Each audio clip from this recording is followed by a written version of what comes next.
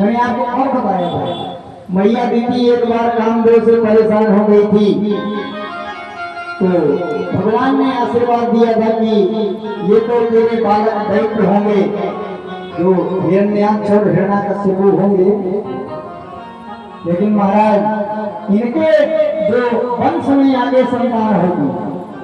ये ना सोचा करो कि पिता भक्त है तो पुत्र भक्त ही होगा, और ये भी मत सोचो कि पुत्र भक्त है तो पिता भक्त ही रहा होगा। ये प्रारंभ से मिलता है महाराज। उनके दो बेटा हुए, प्रियव्रत और उत्तानपाद। उत्तानपाद जी का सुंदर चरित्र सुनाते हैं महाराज उत्तानपाद बड़े ही धार्मिक राजा हैं। जाया उत्तानपाद से बड़े धर्मात्मा राजा हैं, और प्यारे सबसे पहली रानी जो उनकी पहली पत्नी है उसका नाम है मैया सुनीति। सुनीति का अर्थ क्या होता है? बोले जिनके विचार सुंदर हो, जो पति की सेवा करे, पति की आज्ञा माने, और पति जिस तरह खुश रहे उसकी खुशी में हमारी खुशी है। ये सुनीति का लक्षण है महाराज। सब साम्राज्य है राजा के पास, लेकिन महाराज एक बेटा नहीं है। पति बिन सोनी मांग, पुत्र बिना है घर सूना। दोनों मुक्ति के मार्ग हैं, दोनों बिन है दुख दूना। सुनीति बार बार कहती राजन कि हमारा वंश कैसे चलेगा। मुझे लगता है हमारे द्वारा संतान का योग नहीं है आपके जीवन में। राजा की भी आंखों में आंसू आ जाते, दीदी क्या करें। तो सुनीति ने प्रणाम किया और बोले राजन ना हो तो आप कोई दूसरा विवाह कर लीजिए। राजा की आंखों में आंसू आ गए। सुनीति ये कदाचित नहीं होगा। क्यों? राजा ने कहा अगर भगवान की कृपा होगी तो अवश्य हमें आपके द्वारा संतान प्राप्त होगी। इसका मतलब है गोविंद हमसे रूठे हुए।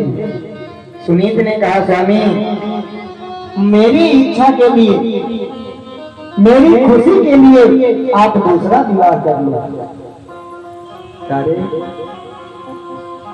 राजा ने बार बार मना किया।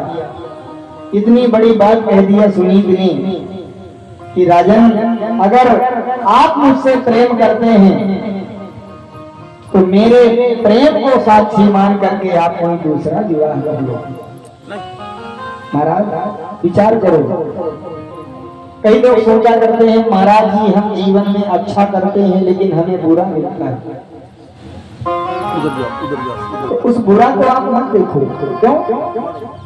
क्योंकि आपका काम है अच्छा करना, तो आप सदा अच्छा ही करो। और ध्यान से सुनना ये कथा। सुनीति के बार बार कहने पर राजा ने विवाह किया दूसरी रानी से। उसका नाम है सुरुच। सुरुच माने जो अपनी इच्छाओं की पूर्ति करे उसका नाम है सुरुचि, और जो दूसरे को सुखी देखे खुश रखे नियम पर चले उसका नाम है सुनीति।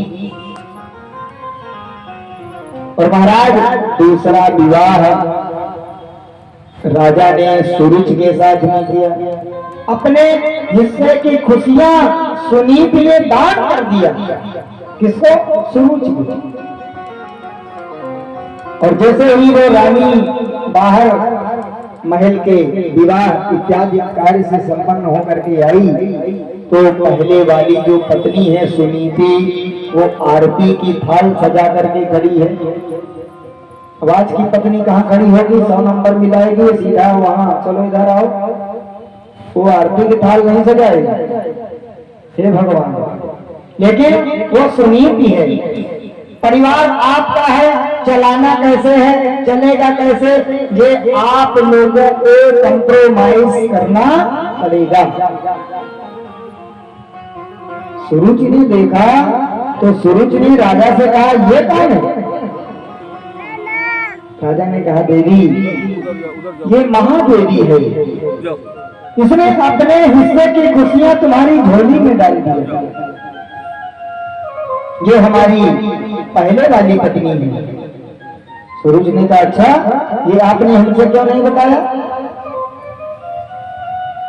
राजन अब हम महल के अंदर नहीं जाएंगे। क्यों? बोले राजन या तो ये महल में रहेगी या हम महल में रहेंगे, या फिर आप कहीं दूसरी जगह चले। कहाँ ये रहेगी, यहाँ मैं कदाचित नहीं रह सकती। स्वरूपी जिसका चंचल मन हो, जिसकी अभिलाषाएं समाप्त ना होती हो, जिसका मन एकाग्र ना हो, जो सत्संगी ना हो, उसे सुरुचि कहते हैं। स्वयं अपनी रुचि के अनुसार कार्य करना, किसी की बात ना मानना, उसको सुरुचि कहते हैं। रानी की आंखों में आंसू आ गए, राजा की आंखों में भी आंसू आ गए। सुनी थी, देख मैंने मना किया था ना कि मुझे दूसरा विवाह मत करने दिया। सुनीति चरणों में लेट गई, स्वामी आप अपने गृहस्थ आश्रम का पालन करें, मैं आज के बाद इस महल में नहीं रहूंगा। और प्यारे उस महल का त्याग करके जंगल में कुटिया बना लिया सुनीति ने। पर महाराज भगवान जब देते हैं ना तो छप्पर फाड़ के दिया करते हैं।